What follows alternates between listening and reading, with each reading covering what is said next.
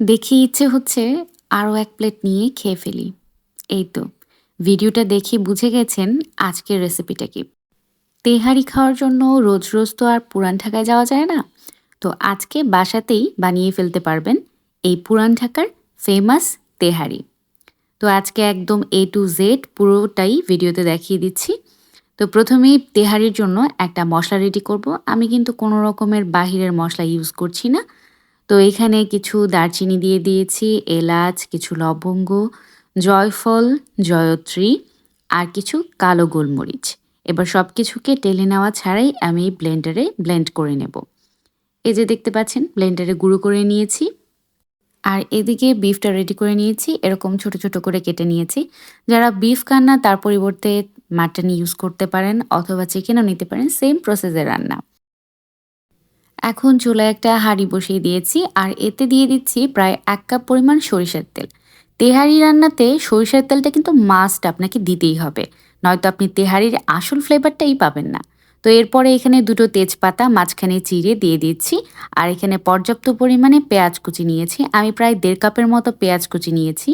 এরপর এটাকে তেলে কিছুক্ষণ একটু নেড়ে-চেড়ে ভেজে নিতে হবে যতক্ষণ পর্যন্ত এর একটা ব্রাউন কালার চলে না আসে ঠিক ততক্ষণ পর্যন্ত। এরপর এখানে এড করে দিয়েছি প্রায় ৩ থেকে ৪ টেবিল চামচের মতো আদা রসুন বাটা। এরপরে পরিমাণ মতো লবণ। এরপরে আরও কিছুক্ষণ নেড়ে-চেড়ে এটাকে তেলে ভেজে নেব। ঠিক এরকম হয়ে এসেছে। এর ফাঁকে চালটাকে প্রিপেয়ার্ড করে নেব। এখানে আমি চিনি গুঁড়া চালের প্রায় ১/২ কেজির মতো নিয়েছি আর এই কাপটার ২.৫ কাপের মতো নিয়েছি। এরপরে এটাকে পানি দিয়ে ভালো মতো কচলে, কচলে ধুয়ে নেব। ধোয়া হয়ে গেলে এরপর এটাকে পানি ঝরানোর জন্য আলাদা একটা সাইডে রেখে দেব। পেঁয়াজটা ব্রাউন করে ভাজা হয়ে গেছে। এবার এতে অ্যাড করে দিচ্ছি বিফটা। তো বিফটা দিয়ে এটাকে ভালো মতো নেড়ে-চেড়ে দেব। এরপর এতে অ্যাড করব ঝাল অনুযায়ী কাঁচামরিচ। আমি এখানে প্রায় ৮-১০ টার মতো কাঁচামরিচ দিয়েছি। এরপর সেই ব্লেন্ড করে রাখা মসলাটা এখানে অ্যাড করছি আর এটাকে ভালো মতো নেড়ে-চেড়ে কষিয়ে নেব। এরপর একটা ঢাকনা দিয়ে ঢেকে দেব আর চুলার আঁচটা কিন্তু মিডিয়ামেই রেখেছি। তো এটার থেকে যে পানিটা এক্সট্রা পানিটা বের হয়েছে সেই পানিটা দিয়েই কষিয়ে নেব। আমি এখনই এই সময়ে কোনো রকমের এক্সট্রা পানি ইউজ করিনি। মূলত তেলেই এই মাংসটাকে ভেজে নিচ্ছি বা কষিয়ে নিচ্ছি। তো এরকম করে নেড়ে-চেড়ে দেব কিছুক্ষণ পরপর আর ঢাকনা দিয়ে পুরো মাংস প্রসেসটা কষিয়ে নিতে হবে।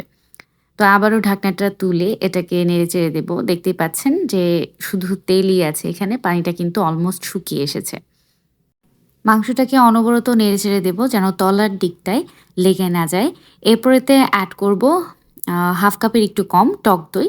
তো টক দইটা কিন্তু আমি বাসাতেই তৈরি করেছিলাম। আর এই রিলেটেড ভিডিও আমার ফেসবুক পেজ এবং ইউটিউব চ্যানেল দুটোতেই কিন্তু আছে। চাইলে আপনারা চেক আউট করে নিতে পারেন। তো টক দইটা ফেটিয়ে নিয়ে এখানে দিয়ে দিয়েছি। এরপর এটাকে ভালো মতো নেড়েচেড়ে আরও কিছুক্ষণ কষিয়ে নেব। তো এই পর্যায়ে এসে টক দইয়ের যে আ যেটাতে দিয়েছি সেটাতেই পানি নিয়ে আমি এখানে প্রায় ২-৩ কাপের মতো পানি দিয়ে দিয়েছি। এরপর এটাকে নেড়ে-চেড়ে ঢাকনা দিয়ে আবার ঢেকে দেব। এখানে চালের এক্সট্রা পানিটা ঝরাতে দিয়েছিলাম। পানিটা ঝরে গেছে, চালটা কিন্তু একদম ঝরঝরে হয়ে গেছে। আবারও ঢাকনাটা তুলে এটাকে নেড়ে-চেড়ে দিচ্ছি। তো এখানে কিন্তু বিফটা একদম কুকড হয়ে গেছে। যেহেতু বিফটা তুলে নিব, তো এর জন্য আমি এটাকে পুরোপুরি কুকড করে নিয়েছি। আর এই রান্নাটা কিন্তু একই পাত্রে করতে হবে। মানে চালটাও সেম পাত্রেই রান্না করতে হবে। এটার তেল মসলা দিয়েই করতে হবে। তো এখানে আমি বিফটা আলাদা একটা পাত্রে তুলে নিচ্ছি। দেখতেই পাচ্ছেন। তবে বেশিরভাগ তেলটা যেন এখানেই থেকে যায় পাতিলে। তো এখানে আমি চালটা দিয়ে দিচ্ছি। এই মসলা এবং যে তেলটা ছিল সেই তেল আর মসলাতেই এই চালটাকেও কিন্তু ভাজা, ভাজা করে নিতে হবে। দেখতেই পাচ্ছেন চালগুলো একদম ঝরঝরা হয়ে গেছে ভাজতে, ভাজতে। তো এখানে আমি পানি অ্যাড করছি। যেহেতু আমি ওই কাপটা দিয়েই চালটা মেপেছিলাম আর ওই কাপের প্রায় ২.৫ কাপের মতো নিয়েছিলাম চালটা। তো আমি এখানে টোটাল ৫ কাপের মতো পানি দিয়ে দিচ্ছি। তো পানিটা চাইলে নরমালও দিতে পারেন বা বয়েল করা পানিও দিতে পারেন। তো আমি একদম পানিটা শুকিয়ে এসেছে সেই পর্যায়ে এনে দিয়েছি। সেই পর্যায়ে ভিডিওটা শুট করেছি। তো দেখতে পাচ্ছেন পানিটা কিন্তু একদম শুকিয়ে গেছে আর তার সাথে ঝরঝরা হয়ে গেছে। আর এই পর্যায়ে কয়েকটা কাঁচামরিচ অ্যাড করে দিয়েছি। আর এর মধ্যে কিন্তু অবশ্যই লবণটা চেক করে নেবেন। তো দেখতে পাচ্ছেন হয়ে গেছে। তো এবারে আমি এখানে সেই বিফটা অ্যাড করে নিচ্ছি। এটা দিয়ে একটু নেড়ে-চেড়ে দেব। তো এই পর্যায়ে আমি নাকুরের সাহায্যে এই কাজটা করছি। আপনাদের এলাকাতে কে কি বলেন এই নাকুরটাকে জানি না। তো আমরা নাকুর বলে এর জন্য এটা দিয়ে করেছি। তো এরপরে এটাকে ঢাকনা দিয়ে ঢেকে একদম দমে দিয়ে দিব। তো এখানে ফাইনাল লুকটা চলে এসেছে। আমার এই তেহারিটা কিন্তু রান্না হয়ে গেছে।